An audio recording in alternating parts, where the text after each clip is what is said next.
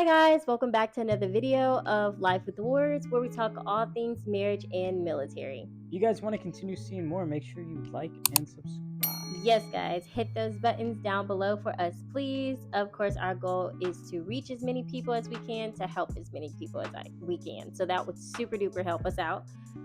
By the title, you guys can tell what this video is about. But of course, before we get started, how are you guys doing? How is your weekend going? And how is your week?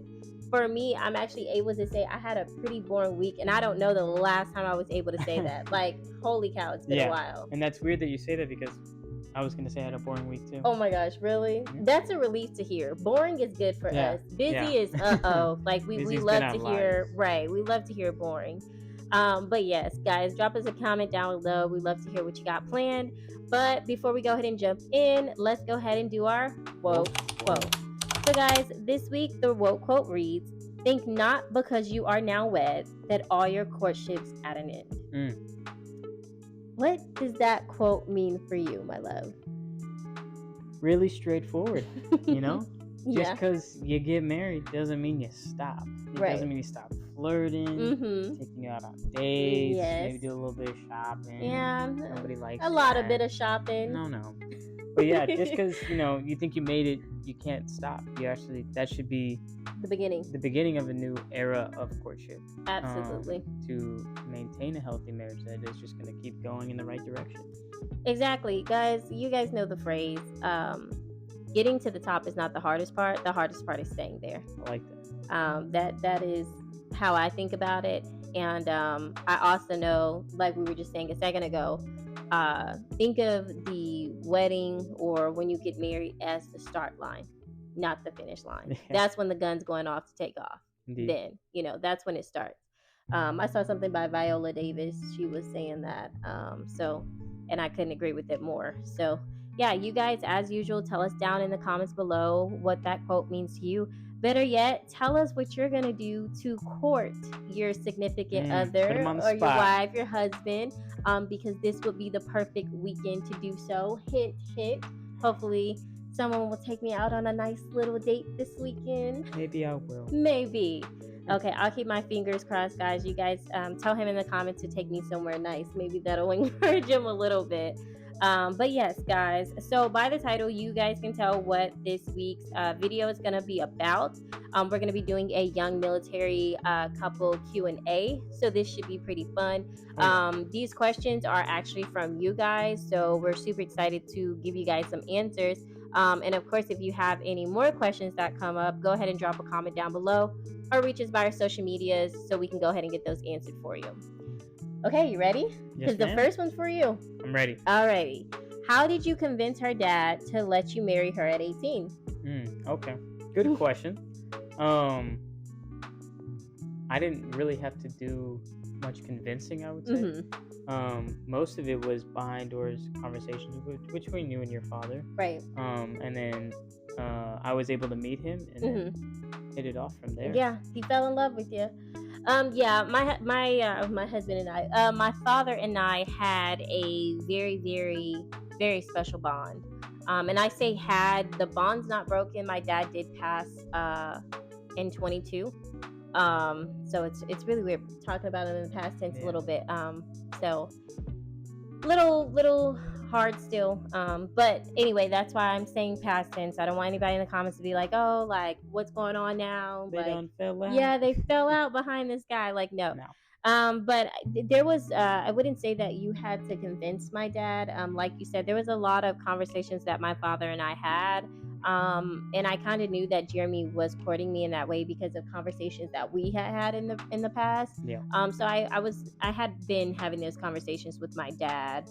And he knew that I was wise beyond my years, and my dad was the type of father who trusted my decisions because, like he told me, Savannah, there's nothing that you have there's nothing you've touched so far in life that you have not excelled at when you put your mind to it. And he believes that I was a very responsible young lady. And that I'm well beyond my years when it comes to decisions. So absolutely, he trusted me entirely. And I'm his only daughter. I have 6 brothers. Older. So that is older. Older brothers. So that is saying a lot. but there was no convincing. And if there had to be convincing, that would be a red flag in itself, you know. But my dad fell in love with you, as you know. Yeah. You guys shared a lot of moments together, and treated you like a son. Absolutely. So, yeah. Okay, guys. This second question, I'm gonna let you go ahead and ask away. Okay. Number 2. What discouragement did you get from your parents?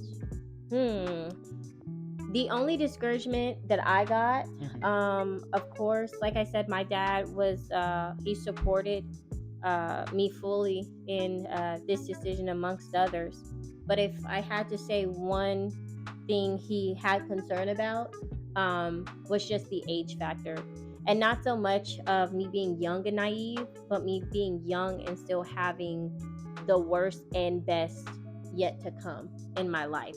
And he wanted to make sure that I had the person who's able to stick with me through thick and thin, because he knows I'm going to stick through the thick and thin of what comes in my life. But he wanted to make sure that this person was able to do that as well. Yeah, and I like that you use the word concern, because maybe you can agree with me, but I don't think it's necessarily, I would say it's more a parent's concern. Right.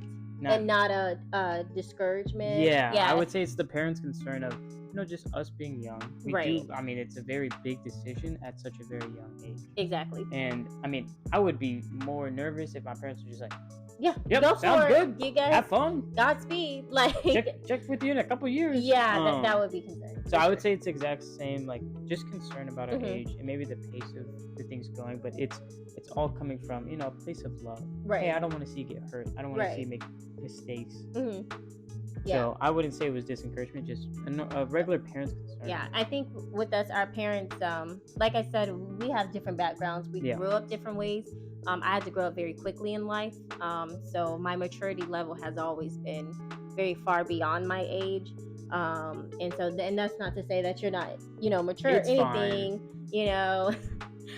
but I had experienced quite a lot already. So, my dad he wasn't surprised, that I'd be ready to settle down at 21. Yeah. Or 18, I should say. I'm 21 now. Yes. That was a few years ago. It was. Yeah, indeed. Time flies. Okay. Wait, do you have the next question? I think you do. No, it's for me. It's for you. Yeah. Okay, let's see. Why do you think it was okay to obligate her to yourself shortly before leaving for 7 months? How dare you? How dare you? I'm just so possessive. You caught me. Not at all. Savannah and I we're both, you more than me. I'm willing to admit that. You are more, we're both more mature, I would say, than our peers. Absolutely. And we were able to have the conversations that need to be had, We're having a great time over the summer. And you're like, hey, you're leaving. It's going to happen. Right. What are you doing? How are you feeling? And there was multiple conversations we had. Yeah, throughout that time. We came to the conclusion of, hey, well, I want to see this thing through the military. Right. And it was a mutual agreement of, hey, we're going to stick this out. Yeah. Now, to be fair, it was only supposed to be 3 months. Exactly. COVID happened. Yeah, and I don't think we explained that, to you guys. Like, we didn't know he was going to be gone for 7. We were under the impression that he would be gone for 3. But, of course, he was a COVID Marine. So, that was different. Yeah. But it's not like he obligated me. I'm a person. I have say. I make decisions for myself. And I'm a very direct person. And as soon as I knew that the feelings I had were not only mutual, but they were more serious, and it was more of, I could see myself investing in you and investing in this love, I need to know where your head's at. And so once that happened, we knew that this is what we wanted to do before he left to go to boot camp. Definitely had that established. Yeah, because we knew each other. And I'm sure you guys know this. Or maybe you don't. And maybe we should probably do a video on our backstory or what have you. But just to clarify, we knew each other before the military and Marine Corps was an option on the table. Yeah. So just to make that clear. Okay. This one is for me, I think. Gotcha. All right. Do people judge you for being with a guy in the Marine Corps? Ooh. Okay. Um. Yes. And I'm going to explain how. And subliminal judgment is a thing. Um. I'll give you guys a great example. Well, before I dive into the example, I would say yes, but it's within the questions that are asked, how they are asked and how they are phrased, and the assumptions that are also made. So like for example, I had a doctor's appointment, and my husband was with me, and the doctor was asking, just asking questions, trying to keep us distracted. And he was like, you guys are military. And we were like, yep, like, Marine Corps. And he was like, oh, okay. And, it was like, it had like this negative kind of tone to it. And he goes, well, did you guys meet before or after you joined the military? And we go before, and he goes, oh, okay, Like, oh, you guys are valid. like you guys are valid. You Oh. guys might make it. Yeah. And because there are stereotypes about how you meet a guy once he's in the Corps and before the Corps, and you will not last, which is a whole different subject. We won't get into that, but yes, I've had people say, well, again, that question a lot. That's probably the biggest question I get asked is, when did I meet you? Or assumption that because I married you in the Marine Corps, it's not going to last because I don't know who you really are. And I'm like, whoa. And it's funny because other Marines will come up in my shop, and like if I'm helping them with something, and they're just kind of standing around, they'll ask questions like, does I have a picture of my wife on my desk? They're like, oh, like, is that your wife? Yep. And first question, they go, is she a Marine? No. Did you know her before the Marine Corps? So it's like there's levels. And they're already categorizing the prosperity, the potential prosperity or lack thereof of our relationship by the answers to those questions. Now, I can't lie, it's not like it doesn't happen. Right, yeah, and that's why I said that's a whole nother subject. As far as this specific question goes, yes, I do, I do get judged. But yeah, we're not here sitting and saying all the military relationships function and prosper. That's not what we're saying. But I'm saying, I get judged in a very interesting way. So yeah, that's what I would say about that one. Yeah. Absolutely. Okay, I think the next question is for you, maybe. No, it's for both of us. Okay. Does the way you interact with people change now that you're involved with the Marine Corps? Yes. Yeah. Do you want to take this one, or you want me to go first? I can go first. I would say overall, my mentality has changed since joining the Marine Corps. I mean, you will get, security briefs and everything. From my current location and situation, being so close to the border, there have been instances of,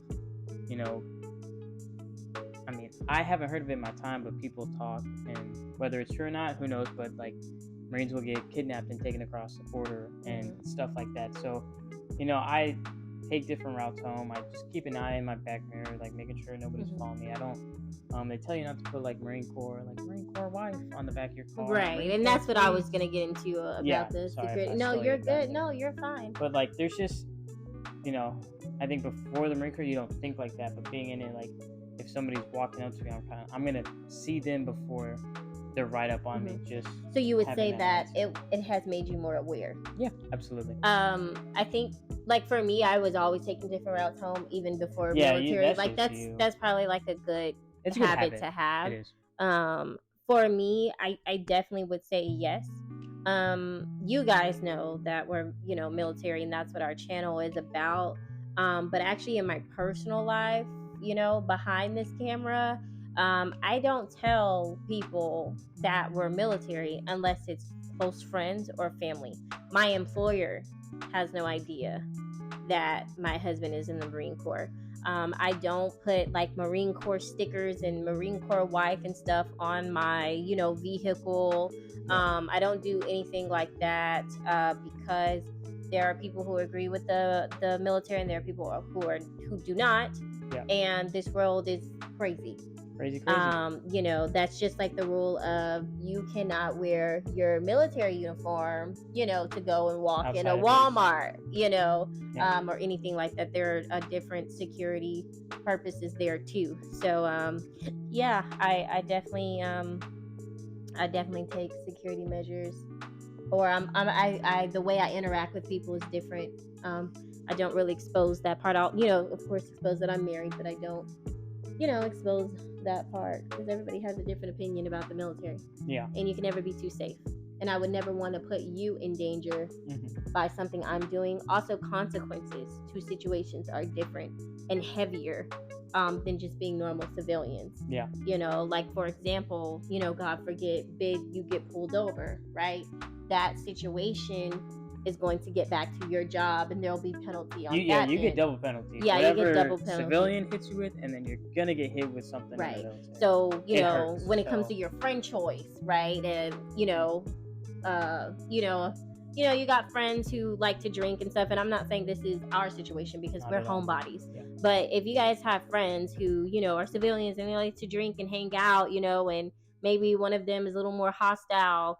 Once you get in the Marine Corps, you got to be real careful with hanging out with them, because if something happens, no matter what the situation was, if you were involved, you're going to have to pay some consequences for that. And that's a really good example, like being around your friends that are smoking weed or something. Right. If you get secondhand and you pop, right? They don't care as far as like, well, this happened and Susie did. It doesn't matter. Automatically separate. Yeah, the consequences are, it's double time. Yep. So yeah, we're definitely more cautious on how we interact with others and just security things that we do. So yeah.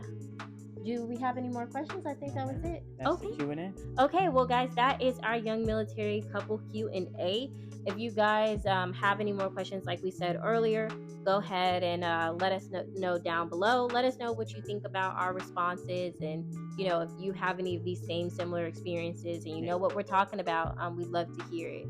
But if there's nothing else for this video, okay, we will see you guys next time. Bye.